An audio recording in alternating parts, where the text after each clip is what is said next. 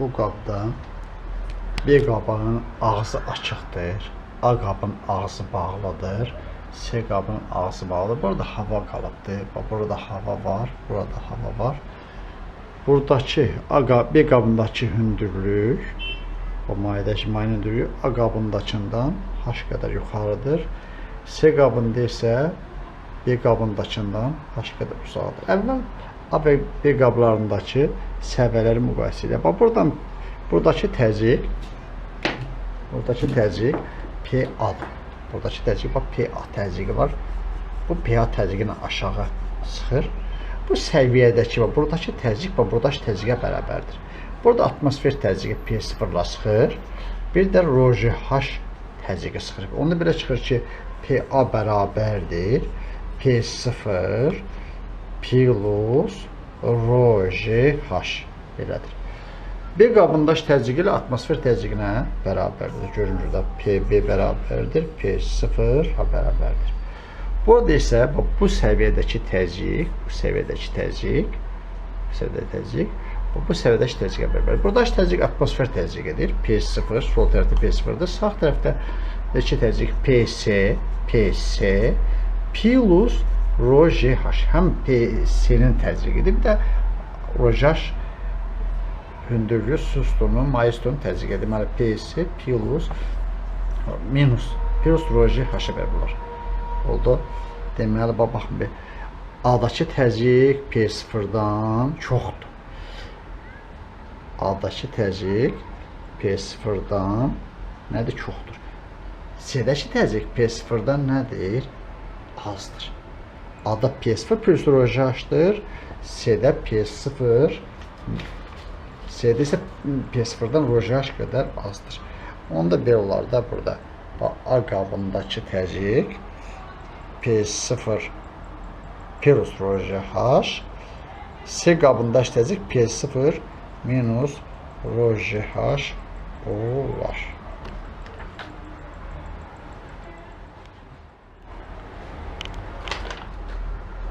Kütləsi M olan kürəcik birinci halda sərbəst düşür. İkinci halda Y intensity istiqamətində düşür. Üçüncü halda Y intensityinin əks istiqamətində düşür. A1, A2 və A3 təcillərini müqayisə edək. Birinci halda elə A1 J'yə bərabərdir. İkinci halda bura müsbətdir.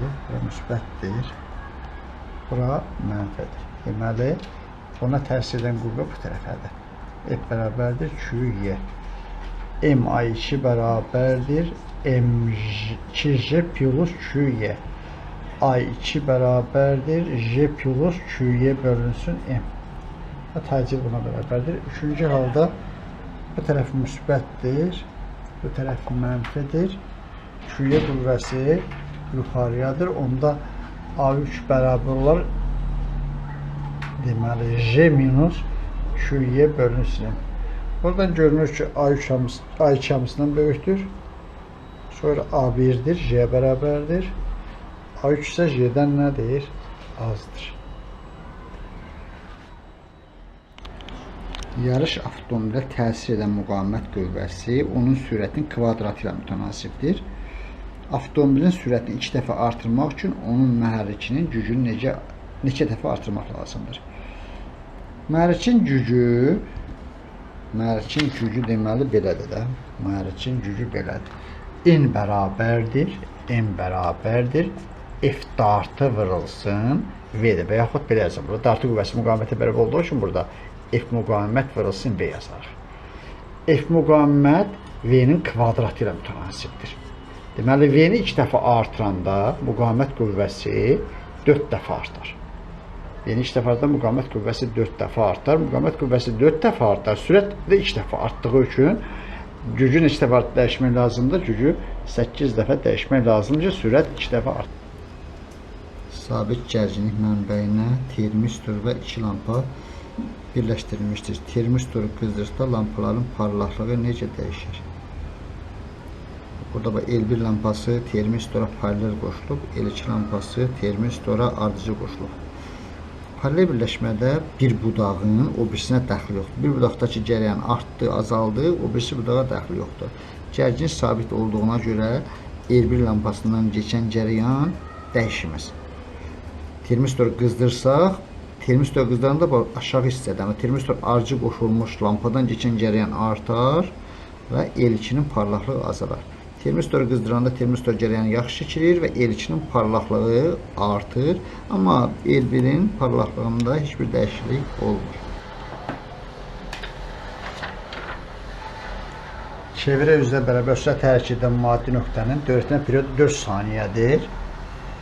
7 saniyənin sonunda maddi nöqtənin sürət və təcrübənin istiqamətini müəyyən edin. Bu cism A nöqtəsinin hərəkətə başlayır və periodu 4 saniyədir. Bax, buradan başladı. Buradan bura 1 saniyə. Bu nöqtədən bu nöqtəyə B nöqtəsi olsun. Bu 1 saniyə. B-dən C-yə 1 saniyə. C-dən də A-ya 1 saniyə gələr. Oldu. 4 saniyə getdi, düzdür. A-dan D-yə 5-ci saniyə, 6-cı saniyə, 7-ci saniyədə gəlib çatacaq C nöqtəsinə. Bu nöqtədə bunun sürət vektoru toxunandır. Təcil vektoru isə çevrənin nədir? Mərkəzinə tərəf yönəlir. Deməli,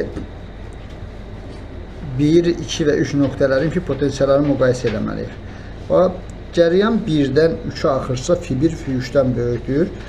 Cərəyan 1-dən F2 axırsa, F1 F2-dən böyükdür. Deməli, F1 hamısından böyükdür.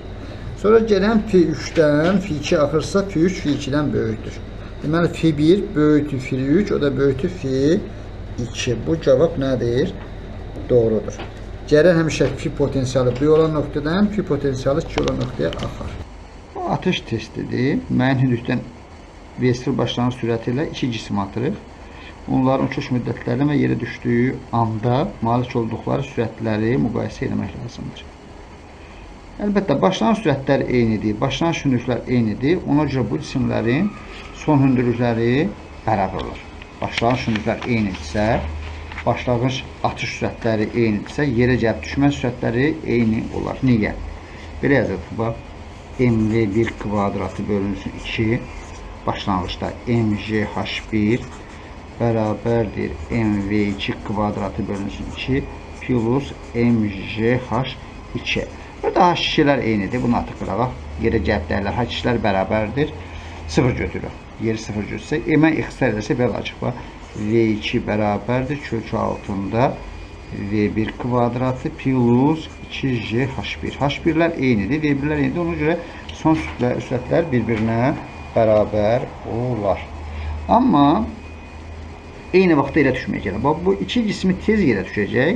Amma bir cismi qalxacaq müəyyən h hündürlüyə, sonra oradan geri qayıdacaq. Ona görə T1 T2-dən böyükdür. V1 V2-yə nədir? Bərabərdir. B variantı doğrudur. Sünnətdəki elektron elektrik sahəsində sürətləndirici Y potensiallar fərqi çəkərək indüksiya xətlərinin perpendikular istiqamətdə bir cismanın sahəsinə daxil olur. Elektrona təsir edən Lorentz qüvvəsinin o potensiallar fərqindən asılılıq qrafiki hansıdır? Əvvəlcə elektron bu elektrik sahəsində hərəkət edərkən elektrik sahəsi elektron üzərində deməli A bərabər Q işini görür. Nəticəsində elektronun kinetik enerjisi artır. Elektronun kinetik enerjisi elektron sükənindən yola düşünəcək elektron kinetik bərabər Y qədər enerji qazanır. Onu gətirib Lorentz deməli enerji qazanır. Onun V sürətini tapsaq, V sürəti olacaqdır. MV kvadrat bölünsün 2-yə bərabərdir. Bax, QVB sinüs alfadır. Q, V-nin yerinə 2 kinetik bölünsün M qoyuruq. Bax, burada Y kinetikin yerinə elektron elektrik sahəsində aldığı YU enerjisini yazırıq. Oldu. Perpendikular daxil olduğuna görə sinüs 1-ə bərabərdir. Bax, bu üstdən görünür ki, Lorentz qüvvəsi bu gərgindən kök altı nədir? Asılıdır. Doğru cavab bizdə olacaqdır A bəndi. Ola bilər ki, istəcin cızdığı, istəciş daxilindən sonra burada çevrə boyunca başlayacaq hərəkət eləməyə. İstəciş başlayacaq çevrə boyunca belə hərəkət eləməyə. Onun cızdığı çevrənin radiusunu MV bölünsün QB-dir. Bu kinetik enerji nə edəcək? Kinetik enerji yenə YU yazsaq, yenə onun cızdığı çevrənin radiusu da bu gərginliyi yenə nədir? Kök altı nədir? Bu gərgindən kök altı asılı olacaq. Bizdə də doğru cavab olacaqdır. Hidrojen atomunda Y2-dən Y1-ə keçiddə bir enerjisi Y1 olan şüalanma foton yaranır. Y3-dən Y1-ə keçəndə enerjisi Y2 olan şüalanma yaranır. bizdən Y1 bölünsün Y2 nisbətini tapmaq tələb olunur. Y1 bərabərdir Y2 minus Y1. Y2 minus Y1. Y2 də bərabərdir Y3 minus Y1. Y3 minus Y1. Yerlərinə yazıb hesablayaq. Y2 Y bölünsün 4'tür. Mənfi Y bölünsün 4 minus Y. Mənfi Y bölünsün 4 minus Y. O birisi mənfi Y bölünsün 9 minus Y. Mənfi Y bölünsün 9 minus mənfi Y. Burada olacaq Y minus Y bölünsün 4. Y minus Y bölünsün 9. Olacaq 4'də 3Y. Yukarıda. Aşağıda da 9'da 8Y. O da eləyər 3 vuraq 9. 4 vuraq 8. Eləyər 32'də. Deməli 3 dəfə 9'un 2 eləyər 27'də. Y1'in Y2 nisbəti 27'nin 32 nisbətinə bərabərdir. P kütləli yük belə blokdan və inicdən ibarət olan sistemdən asılıqdır. Bu nöqtədəki gəlmə qüvvəsinin, safın bu nöqtədəki gəlmə qüvvəsini soruşur və ağırlıq qüvvəsinin qiymətini soruşur. Bu P yükü olduğuna görə bu hissədə buradakı gərilmədir. Bu P'dir, ipin gəlməsi burada da P'dir, burada da P'dir. P vurulsun 4 bölgü deyirsiniz. O P sadə qəbrini əks istiqamətə aparır. Deməli, mg isə P sadə qəbr istiqamətə fırlatmağa çalışır. F ağırlıq isə sadə qəbrin əks istiqamətində. Belə yazıram. P vurulsun 4 bərabərdir. F ağırlıq vurulsun 2. Buradan F ağırlıq bərabərdir nəyə? 2 P. Ağırlıq qüvvəsi P'dən 2 dəfə böyükdür. Eyni ipdə eyni gəlmələr olduğuna görə, burada P olduğuna görə burada nə deyir? P'dir. Deməli, bu T gərilməsi, bu ağırlığı nəzərə almasaq, sürtünməni nəzərə almasaq, T gərilməsi bu P ilə P'nin gəminə bərabər olar. T də 2 P'yə bərabərdir, F ağırlıq da 2. Bu testdə difraks qəfəsi üzərinə normal istiqamətdə ağ işıq düşür. Ekranın A və B nöqtələrində müxtəlif rəngli birinci tərtib maksimumlar alınmışdır.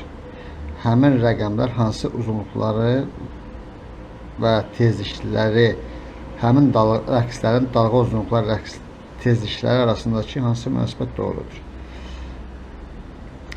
Deməli, difraks qəfəsində meyl etmə belə də D sinus fi bərabərdir K lambda tutu hesablanır. Yəni lambdası böyük olan dalğanın fi meyl etmə bucağı da böyükdür. Qırmızının məsələn dalğa uzunluğu 800 nanometrə yaxındır. 810 metr götürək. Məsələn qırmızı daha çox meyl eləyər. Bənövşəyinin dalğa uzunluğu 400 metr təqribən yaxındır. 400 də deyirlər, 420 də deyirlər, 400 nanometrə yaxındır. Onda bənövşəyinin deməli meyl etmə bucağı nədir? Az olacaq. Qırmızı da məsələn çox olacaq. Fi lambda çox olanda fi çox olacaq. Bənövşədə lambdası az olduğu üçün fi'si az olacaq. Burada deməli B'nin lambdası böyükdür. B'nin lambdası A'nın lambdasından böyükdür. Belədir bax. Lambda B böyükdür lambda. Deməli, lambdası böyük olanın növ tezliyi nədir? Azdır. Çünki biz deyirik ki, S bərabərdir lambda növ demirik. S bərabərdir lambda növ. Vakuumda hamısı, bütün dalğaların sürətləri eynidir. Ona görə lambdası böyük olanın növsü azdır. Onu belə yazaraq var. Növ B, növ A-dan nədir? Azdır. Oldu. Dəyişən cəryan dövrələrdə, burada göstərilir. Dəyişən cəryan dövrələrdə birincinin gərginliyin amplitudu 100-dür, dövrü tezliyi 4 omeqadır. İkincidə gərginliyin amplitudu 100-dür, voltdur və tezliyi, dairəvi tezliyi omeqadır. E1 bölünsün E2-ni tapmaq tələb olunur. Burada induktiv müqavimət söhbəti var. Onu da belə yazaraq var. E bərabərdir U maksimal bölünsün omega R. Bu tutan hesablayacaq. E1'in E2 nisbəti bərabərdir. Tərs nisbətdir. Uları bu hər ikisi 100 volt olduğuna görə ular ixtisar gedər. Sonra birincinin induktivi L-dir, ikinci induktivi 2L-dir. Ular və omega L-lər tərsdir. Belə yazarıq da omega 2 L2 bölünsün omega 1 L1. Omega 2 bizdə 4 omegadır. Omega 1 4 omegadır. Omega bölünsün 4 omega vurulsun. L1 L'dir. L2 də 2L'dir. L1'ə L yazırıq. L2 2L yazırıq. Alırıq cavab 2-də 1. Deməli E1-in 2 nisbəti 2-də 1-ə bərabərdir. Y variantı olur. Şərtdən görünür ki, U D-dən düz mütənasib astıladır. U D-nin düz mütənasib astılı olduğuna görə mütəssil əmsalını K ilə işarə edirik. Şu bərabərdir C-U yazırıq.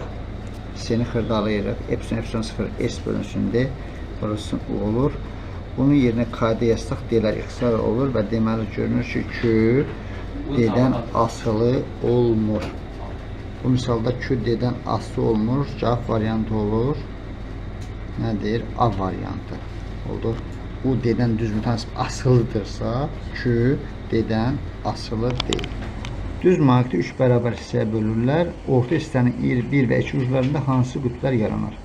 Magneti neçə yerə bölürsən böl, onun həmişə 2 qütbü olacaq. Magnetin bir qütbü magnet heç vaxt nədir? Mövcud olmur. Bir qütbü magnet yoxdur. Məsələn, bax götürək belə. Bax burada məsələn magnetdir. Magneti ortadan bölürsəz belə. Bax ortadakı olsun N, S. Ortadan bölürsəz sol tərəf olacaqdır. O belə olacaqdır məsələn. S, N. O bir tərəf yenə olacaqdır. S, N. Bax bu bölməni düz atoma kimi davam etdirmək olar. Bir qütbü magnet yoxdur. Magnetin həmişə 2 qütbü nədir? Vardır. Ona görə burada böldük ya, bu tərəfi bölsək, bu tərəf N olacaq, S olacaq, N olacaq, S olacaq, N olacaq, sağ tərəf, bu tərəf S alınacaq, bu tərəf S alınacaq, bu tərəf S alınacaq, bu tərəf N alınacaq.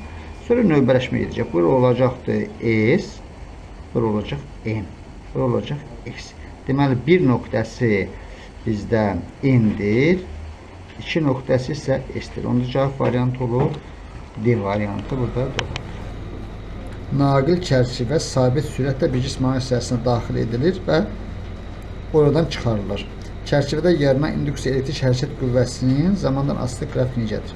Çərçivə daxil olanda EHG yaranar, içəridə hərəkət edəndə EHG yaranmaz və çərçivə maqnit sahəsini tərk edəndə EHG yaranar. Deməli, bir daxil olanda yaranacaq, bir də tərk edəndə yaranacaq.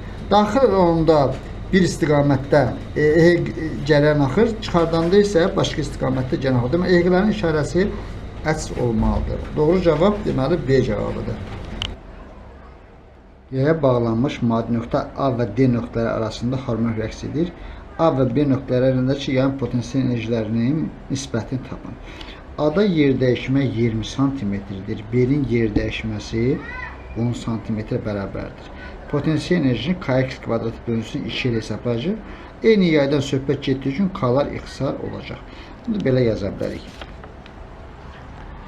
Y potensial A, Y potensial A-nın Y potensial B-yə nisbəti bərabərdir. Kx A-nın kvadratı bölünsün 2, Kx B-nin kvadratı bölünsün 2. K bölünsün 2-lər ixtisar gedir.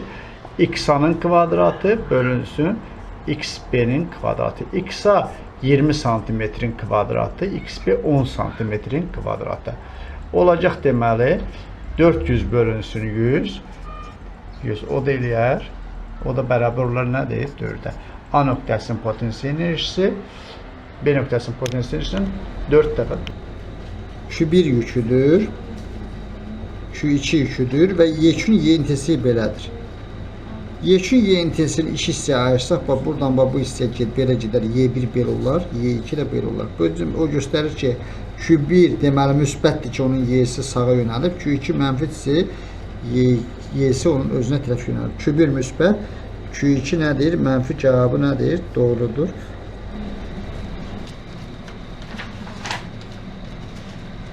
Qablarda eyni temperaturda helium qazı ilə neon qazı var.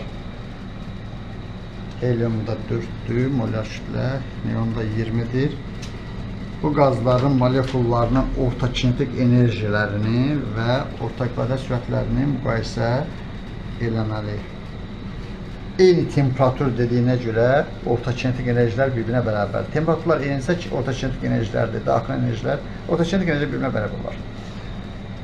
Sonra bu temperaturlar eynidir, R sabitdir, molar kütləsi böyük olan orta kvadrat sürəti az olar. M2 20'dir, M1 4'dür. Deməli, belə çıxır ki, neonun deməli, molekulların orta kvadrat sürəti azdır. V1 V2'dən böyükdür, V1 V2'dən böyükdür, Y kinetik 1, Y kinetik 2'ye nədir? Bərabərdir. Temperaturlar bərabərdir, orta kinetiklə bərabərdir. Molar kütləsi böyük olanın orta kvadrat sürəti az. S mənbəyinin xəyalı 6 nöqtəsində alınmışdır. Mənbə 3 nöqtəsinə gətirirsə, xəyalı hansı nöqtədə alınır? Nöqtəsi məsafə bərabərdir.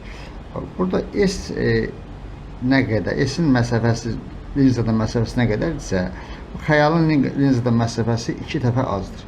Bu bir sizə vaxt olur. Məsələn, 3F-də olan cismin xəyalı, 3F-də olan cismin xəyalı alınır 1,5F-də 2 dəfə az. Belə çıxır ki, burada deməli S 3F-ə uyğundur. 6 nöqtəsi isə 1,5-ə nədir? Uyğundur. Mənbə 3 nöqtəsinə yetirsə, burada 3 nöqtəsinə yetirsə, 3-ün məsafəsi olacaq 1,5F. 1,5 F-də olan cismin xəyalı 3 F-də alınır. Bunu da bilirik biz. Onda 3 nöqtəsinə yetirsə, xəyalı 2 dəfə böyük alacaq. 8 nöqtəsində nədir? Alınacaq. 1 nöqtəsində olan xəyalı 6-da alınırsa, 3 nöqtəsində olan cismin xəyalı 8 nöqtəsində